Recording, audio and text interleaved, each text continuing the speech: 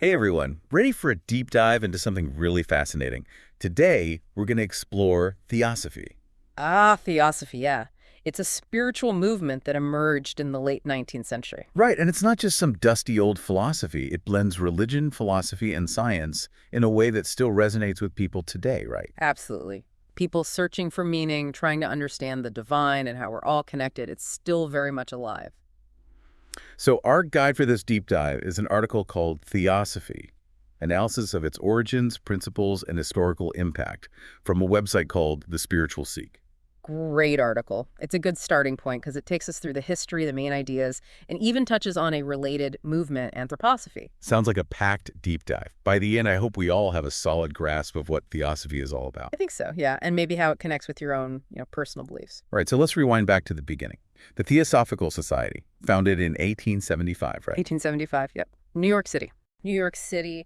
And the founders, we've got Helena Petrovna Blavatsky, Henry Steel Olcott, and William Quan Judge. Quite a trio. But Blavatsky, she really became like the leading figure, wouldn't you say? Oh, absolutely. She was a Russian occultist, a spiritual seeker, wrote these incredibly influential books, Isis Unveiled and The Secret Doctrine. You've heard of those? I have heard of those. Big books in this world.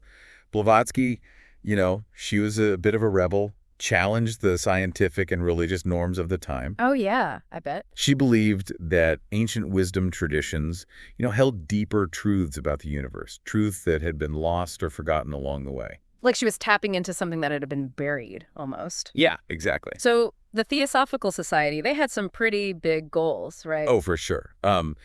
They wanted to encourage people to study different religions, philosophies. So open-mindedness was key. Yeah, open-mindedness, absolutely. And not just those things, even science.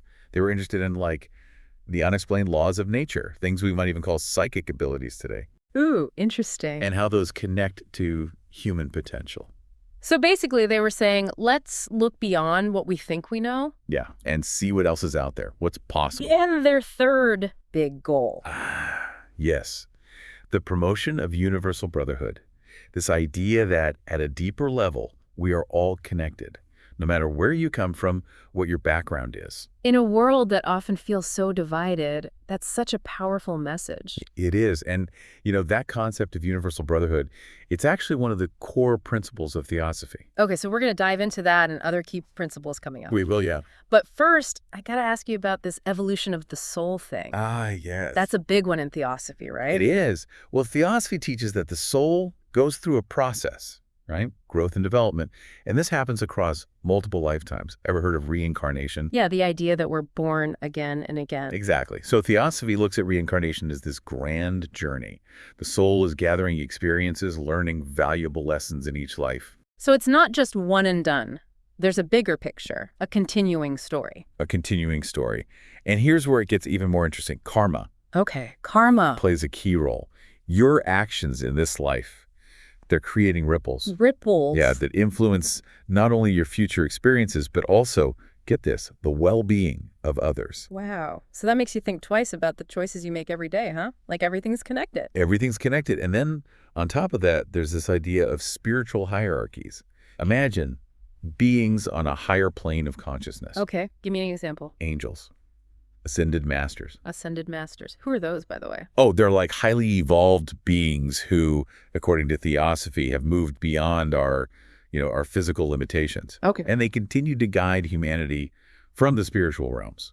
Think of them as wise mentors. Okay, got it. So is there, any evidence for these beings, or is it purely a matter of faith? That's a great question, and one that's been debated, within Theosophy and beyond. Some people believe that certain mystical experiences or channeled messages, they provide glimpses into these higher realms. I see. Others see it as more of a metaphorical way of understanding, the forces of good wisdom that guide us. Okay, so there's room for both interpretation and personal experience. Exactly. Now, I know we also have to talk about Rudolf Steiner.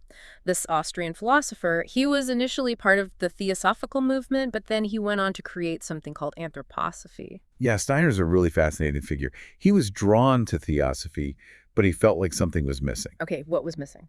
He was looking for a more direct, experiential approach to spirituality, and that search led him to develop anthroposophy in 1912. 1912. Which really emphasizes the individual's capacity to perceive these spiritual realities, but through disciplined inner work. So it's not just reading about it, it's about experiencing it firsthand. Exactly. He believed that we all possess these innate spiritual faculties, and that when developed, they allow us to access higher levels of consciousness, understanding.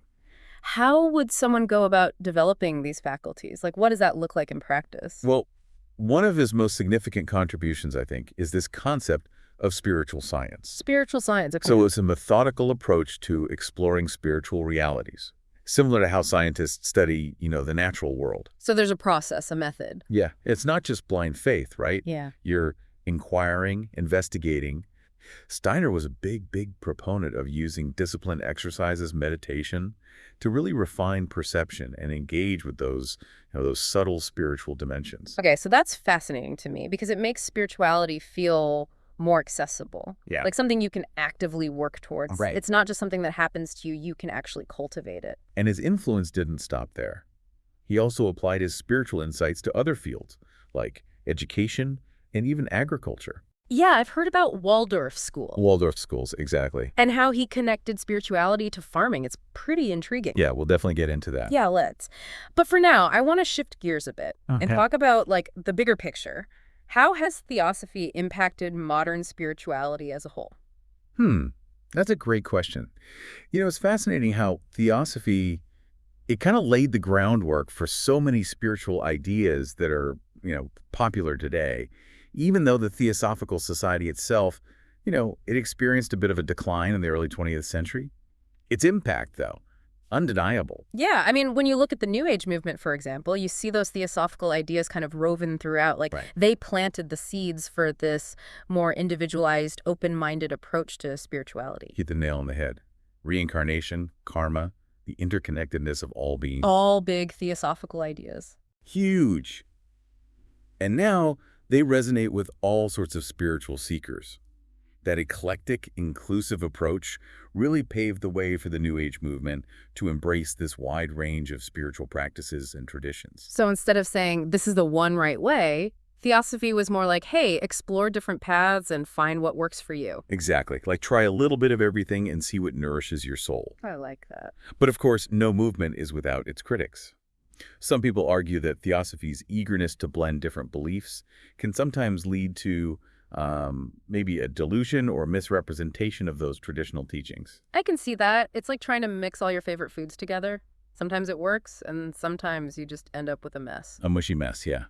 Critics worry about the potential for cultural appropriation, the oversimplification of complex spiritual ideas when they're taken out of their original context. It's a reminder to approach all spiritual traditions with respect and a willingness to learn. Absolutely, yeah. Are there any other critiques worth considering? Yeah, another point of contention has been the structure of some theosophical organizations. They have these hierarchical systems that some perceive as, well, a little elitist or exclusionary. So there's this tension between the ideal of universal brotherhood and the way some of these groups are actually organized. Yeah, you got it. And it's also important to acknowledge that there have been, historical controversies surrounding race and certain ideologies within the movement, particularly in the late 19th and early 20th centuries. Okay. Some interpretations of theosophical teachings, unfortunately, aligned with, the racist beliefs that were prevalent at the time. It's a good reminder that even spiritual movements are products of their time. They can reflect, those societal biases. Absolutely. We can appreciate the positive contributions while also acknowledging the complexities, learning from the past. Right.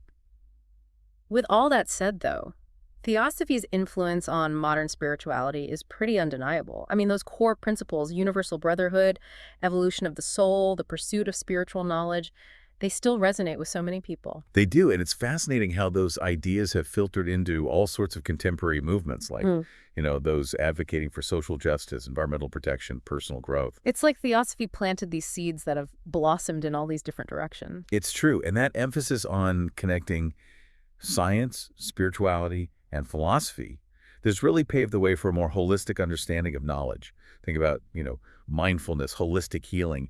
Those approaches emphasize the interconnectedness of mind, body, spirit, and Theosophy was advocating for that over a century ago. Wow, they were ahead of their time, recognizing that we're not just these isolated individuals, but part of this vast interconnected web of life. Exactly. And that brings us to Steiner's other big contributions, Waldorf education and biodynamic agriculture. Remember how he was all about connecting spiritual insights with practical applications? Oh, yeah. I'm so curious to hear more about those.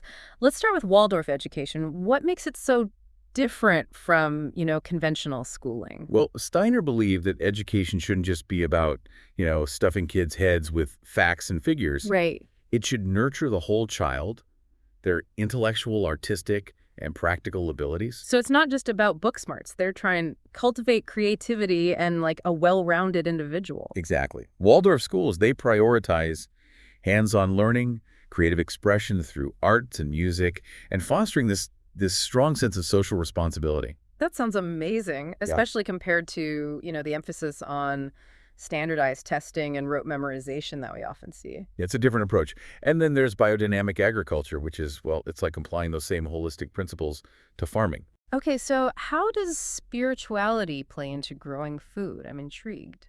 Steiner believed that farms should be treated as living organisms, Okay. with all their elements interconnected.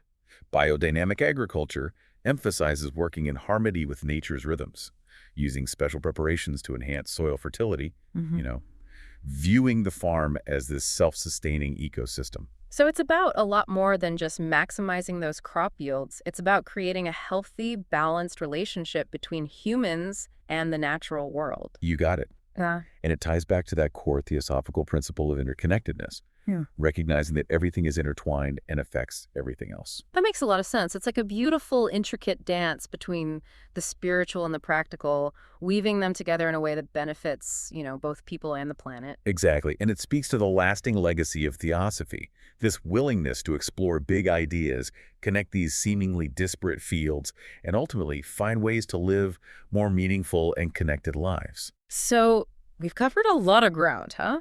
The origins of Theosophy, its core principles, the fascinating work of Rudolf Steiner, and how those theosophical ideas have influenced modern spirituality. A lot to take in. But I have a feeling there's still more to uncover. Oh, there always is.